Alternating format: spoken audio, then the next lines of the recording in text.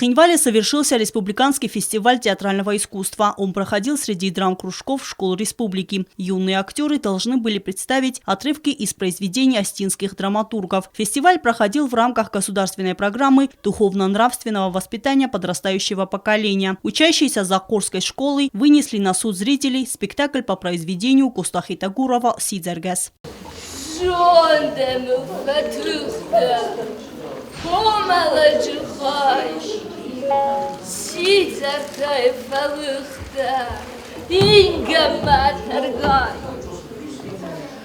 Учащиеся средней школы номер 1 представили спектакль «Артендаса Юма». Ребята показали самый трагичный момент – последний день перед казнью 13 коммунаров. Реакция зрителей, которые не смогли сдержать слез, является свидетельством тому, насколько близка каждому тема геноцида.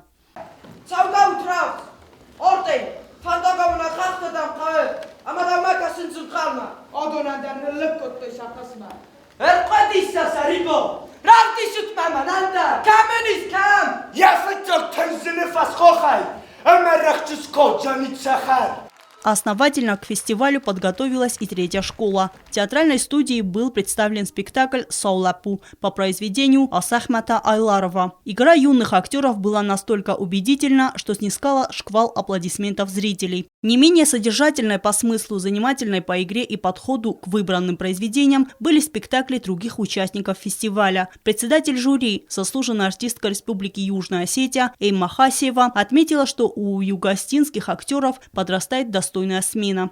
По итогам фестиваля дипломом 3-й степени был награжден драм-коллектив средней школы номер 5. Второе место завоевала 12-я школа, представивший спектакль по произведению Царая Хамицаева «Кайдар Саргал». Диплом 1-й степени был вручен средней школе номер 3. Гран-при фестиваля достался 1-й школе. В номинации «Лучшая женская роль» была отмечена Диана Габуева, учащаяся Орчусанской средней школы. В номинации «Оригинальность» победил драм-кружок средней школы «Сила Заккур».